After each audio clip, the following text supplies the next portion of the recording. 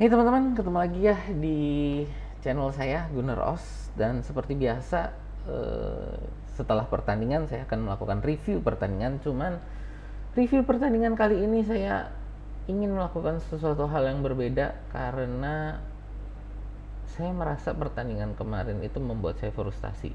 Bukan karena kalahnya ya, menurut saya kemarin Arsenal memang pantas kalah. Satu, itu adalah karena kita memang tidak bisa membongkar pertahanan Newcastle. Yang kedua, itu memang harusnya kayak Havertz, menurut saya itu tackle pertama dia di babak pertama itu harusnya kartu merah gitu ya. Cuman yang membuat saya frustasi kemarin ini adalah kualitas dari perwasitan dan VAR ya. Saya bukan pengen jadi orang yang kita kalah karena wasit kong kali kong gitu kan. Ini wasitnya curang, ini ada yang wasitnya dibayar. Nggak, saya nggak mau jadi orang yang seperti itu. Tapi memang pertandingan kemarin itu golnya Newcastle itu disahkan kan karena adanya, justru bukan karena adanya, justru karena tidak adanya kamera yang menyorot bola di sudutnya Arsenal saat itu. Jadi bola itu kan menjadi masalah itu kemarin itu. Untuk pengecekan VAR itu ada 3. Satu, apakah bolanya itu kemarin keluar, sudah out of play. Kedua, apakah itu offside. Yang ketiga, apakah terjadi pelanggaran gitu. Yang untuk pelanggaran itu siapa sih didorong itu menurut saya oke lah, nggak masalah itu. Menurut saya masih oke lah, itu nggak bukan pelanggaran gitu ya. Tapi yang 2 ini menjadi sangat memalukan karena teknologi VAR ini amat sangat bergantung pada kamera ya. Kenapa pada saat-saat yang penting kok bisa dibilang kameranya nggak ada gitu? Infrastrukturnya kemana? Bahwa dengan VAR ini, bukankah harusnya semua jengkal dari lapangan itu tersorot oleh kamera gitu ya?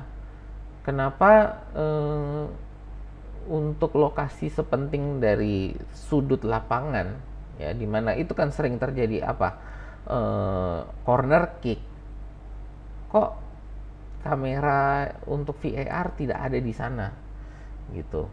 Kan itu sesuatu yang aneh, sesuatu yang lucu gitu ya. Jadi permasalahan saya terhadap VAR ini sebenarnya bukan teknologinya. Teknologinya menurut saya sangat bagus, sangat bisa membantu wasit untuk mengambil keputusan apakah ini terjadi offside, apakah terjadi pelanggaran. Ini sebenarnya adalah teknologi yang sangat bagus. Yang menjadi masalah VAR ini sekarang menurut saya adalah kualitas wasit dan infrastruktur yang tidak lengkap. Untuk masalah wasit ini, berapa kali menurut saya harusnya PGMOL sebagai wasit untuk Liga Inggris itu diselidiki untuk match fixing ya. Saya jujur aja ngomong, beberapa kali menurut saya, saya bukan ngomong Arsenal ya, bahkan untuk pertandingan seperti Manchester United, lalu juga Liverpool gitu, untuk kekalahan, bukan kemenangan saja, tapi kekalahan tim-tim ini bahwa ini harus ada penyelidikan tentang match fixing. Kenapa? Karena sangat kesalahan dari wasitnya ini terlalu vulgar menurut saya. Jadi untuk pertandingan-pertandingan sebanyak ini, kualitas wasit PGMOL, wasit Liga Inggris, saya mempertanyakan gitu kan. Jadi inilah yang menurut saya juga menjadi masalah gitu ya. Bukan VAR-nya yang menjadi masalah, tapi wasit yang menggunakan VAR-nya ini yang menjadi masalah gitu. Apakah lalu ini menurut saya sebagai liga yang menyatakan dirinya sebagai liga terbaik di dunia, apa yang terjadi kemarin ini menurut saya sangat memalukan lah. Dan bukan hanya musim ini dan musim kemarin, menurut saya banyak hal yang menurut saya ini sangat dipertanyakan dari bagaimana wasit ini menjalankan sebuah pertandingan gitu ya. Terlalu banyak menurut saya kesalahan-kesalahan yang dilakukan yang hanya meminta maaf saja, menurut saya nggak akan beres gitu. Harus ada penyelidikan. Menurut saya harus ada penyelidikan tentang match fixing ini. Kenapa? Karena terlalu besar kuasa seorang wasit di IPL ini dan tidak cukup adanya akuntabilitas gitu ya. Kalau terjadi kesalahan, apa yang harus dilakukan untuk mencari akuntabilitas para wasit ini menurut saya amat sangat kurang ya. Penyelidikan bahkan dilakukan oleh PGMOL sendiri, kan ini sangat lucu. Jadi kalau kita ada malingnya sendiri yang melakukan penyelidikan, ya malingnya akan bilang tidak ada pencurian gitu kan. Ya inilah gitu. Jadi ini yang menurut saya harus segera dibereskan. Pertama, dari kualitas wasit PGMOL ya.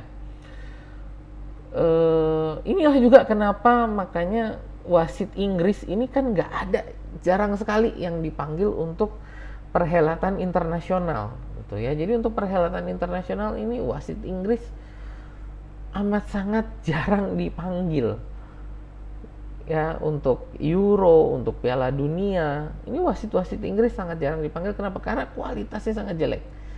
Dan apa yang mereka lakukan ini sangat berbeda dengan apa yang dilakukan standar di dunia gitu ya. Pertama, di dunia itu wasit itu harus by the book gitu kan. Sedang di Inggris ini boleh sesuai dengan penilaian mereka gitu. Mereka diberi kuasa untuk memberikan penilaian penafsiran terhadap aturan. Nah, disinilah yang menjadi masalah menurut saya. Diberikan kuasa untuk melakukan penafsiran aturan terhadap di lapangan sesuai dengan penafsiran mereka sendiri. Yang kedua, lalu tidak ada akuntabilitas apabila itu terjadi kesalahan yang fatal. Itu penyelidikan terhadap mereka ini nggak ada gitu. Jadi nggak ada akuntabilitas untuk hukuman gitu. Paling pol hanya nggak boleh menjadi wasit 1-2 pertandingan gitu ya. Dan biasanya kalau sampai ada kesalahan yang fatal banget, bukan lalu wasit itu dihukum untuk ditarik, dicabut lisensi wasitnya, tapi biasanya yang terjadi adalah wasitnya mengundurkan diri sendiri. Kan nggak benar gitu loh. Jadi bahwa harusnya memang ada satu kuasa ini penyelidikan, dan bila kesalahan itu fatal bahwa itu ditarik lisensi wasitnya, itu memang sebuah hukuman, bukan lalu mengundurkan diri karena tekanan publik. Dan biasanya mengundurkan diri ini pun karena tekanan publik gitu kan. Jadi ya di situ yang membuat saya frustasi gitu kan pertandingan kemarin, kualitas perwasitan. Yang kedua adalah tadi, setelah kualitas perwasitan, infrastrukturnya. Come on, ini adalah liga terkaya di dunia gitu loh ya.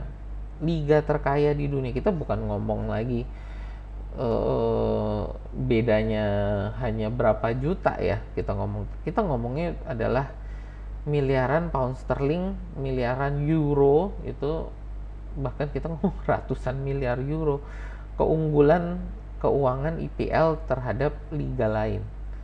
Pengeluaran Chelsea aja kemarin itu lebih besar dibanding pengeluaran La Liga, Ligue 1 dan Bundesliga. Itu kalau digabung sama Serie A malah ya. Jadi 4 liga top ini kalau digabung pengeluarannya itu masih kalah sama pengeluarannya Chelsea sendirian kemarin itu. Jadi sebagai liga yang mengaku sebagai liga terbaik dan terkaya,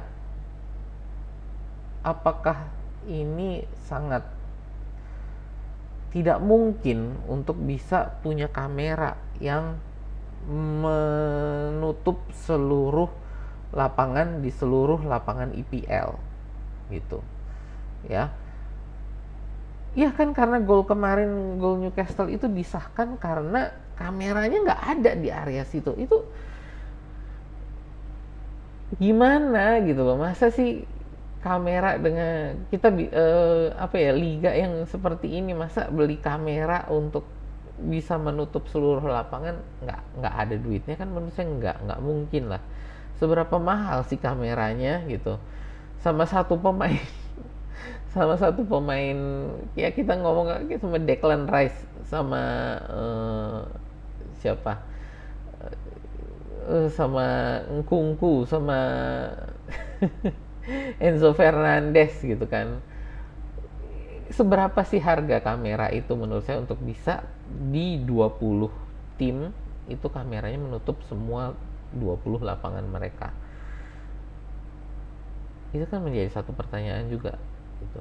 Ya, jadi ya inilah keluh kesah saya ini, video saya untuk ngerant ya, untuk berkeluh kesah bukan karena kalahnya tapi karena kualitas pertandingan kemarin dari sisi perwasitan itu yang menurut saya sangat kacau gitu loh. Ya, ya tadi yang saya bilang, kayak si Havertz harusnya kartu merah. Lalu gol itu, ya come on IPL gitu loh. Menurut saya ya, dan ini sekali lagi bukan hanya pertandingan kemarin, beberapa kali ya saya juga melihat, bukan hanya untuk Arsenal, banyak tim yang menurut saya itu aduh kacau lah untuk VAR-nya gitu. Ya itu sih dari saya, keluh kesah saya tentang pertandingan kemarin ya, makanya saya ingin format video saya berbeda, bukan 5 hal tapi memang eh, ketika saya membuat apa ya, membuat eh, skrip untuk 5 hal, saya akhirnya saya lebih banyak ngerent tentang perwasitan dan VAR ini, makanya saya sekalian aja bikinnya formatnya seperti ini. Ya itu sih menurut saya. Kalau teman-teman, menurut teman-teman gimana? Kalau ada komentar boleh tulis di bawah ya, di kolom komentar. Dan kalau teman-teman suka dengan konten semacam ini, boleh yuk di like, share, dan subscribe. Kayak kurang sekitar 7 subscriber lagi supaya bisa jadi 100. Boleh teman-teman dibantu biar bisa jadi 100 subscriber ya, biar bulat gitu. Ya itu aja dari saya. Terima kasih sudah menonton video saya ini. Sampai jumpa di video kita berikutnya.